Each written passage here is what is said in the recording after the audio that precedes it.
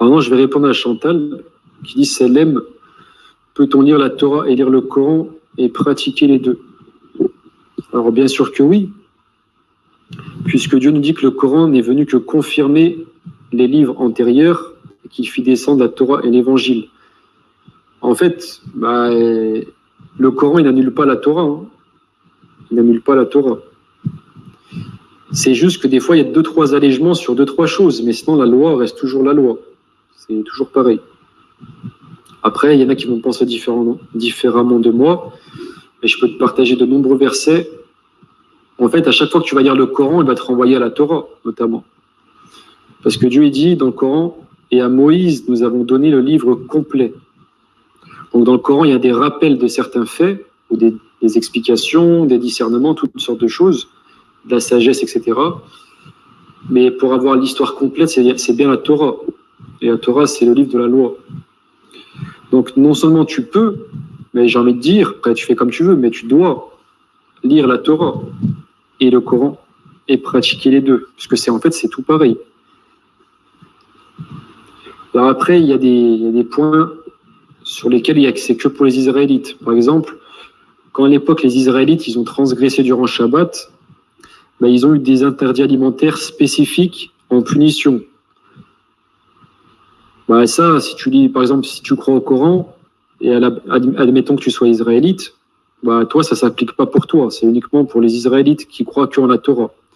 Parce qu'entre-temps, il y a Jésus qui est venu, qui, sur ordre de Dieu, leur a enlevé ces interdits-là. Et dans le Coran, c'est pareil. Il y a plein de petits trucs comme ça, tu vois. Mais c'est tout, en fait, c'est tout pareil. Pour faire simple, c'est tout pareil, en fait. Par exemple, dans le Coran, tu verras que c'est souvent dit de se prosterner, de s'incliner, et Dieu dit aux Israélites, inclinez-vous et prosternez-vous avec ceux qui se prosternent. Tu lis la Bible, même l'Évangile et tout, hein, il est question à chaque fois de la prosternation. Chaque livre a un but. En fait, chaque livre révélé, il a un but.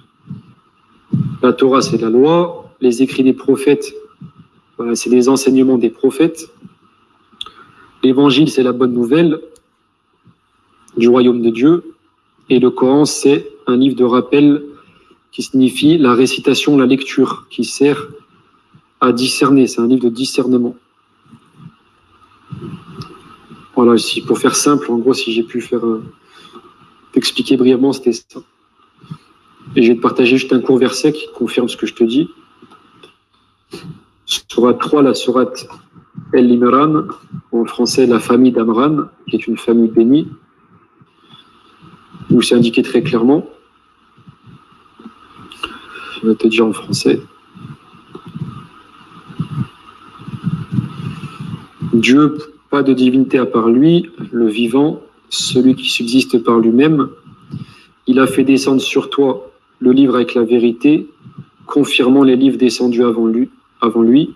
Il fit descendre la Torah et l'Évangile. Donc le Coran, c'est confirmation, et il n'annule pas du coup. Il vient confirmer, coup de tampon en fait. Et du coup, voilà, tout simplement.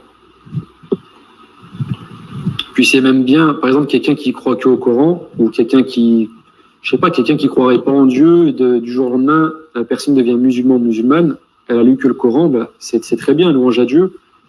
Il faut après qu'elle recommence depuis le début, elle va lire la Torah. Tu vois ce que je veux dire? Et elle continue dans l'évolution, toute la Torah, tous les livres des prophètes, Évangile, après elle revient au Coran. Et c'est un cycle, tu tournes, tu vois. Ouais, c'est ça.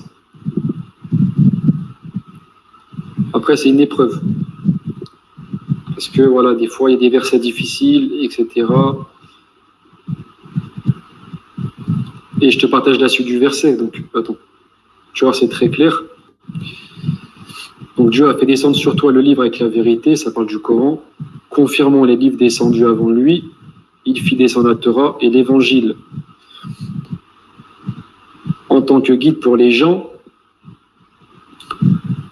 Et il a fait descendre de discernement. Donc, il est bien une question de discernement concernant les livres. ceux qui ne croient pas aux révélations de Dieu auront certes un dur châtiment, et Dieu est détenteur du pouvoir de punir. Donc là, on va dire ce verset, il s'adresse à beaucoup de personnes, mais en priorité aux musulmans, parce que là, Dieu dit bien au pluriel de croire à toutes les révélations. Donc effectivement, tu peux, et même c'est mieux, il faudrait du coup lire tous les livres, Torah, Coran et tout ça. En gros, si par exemple tu crois au Coran, ça ne veut pas dire d'abandonner la Torah, au contraire. Tu vas même mieux comprendre peut-être. Tu vois ce que je veux dire? Well, that's really good. Did you just have a good time? Are you still a believer in Santa?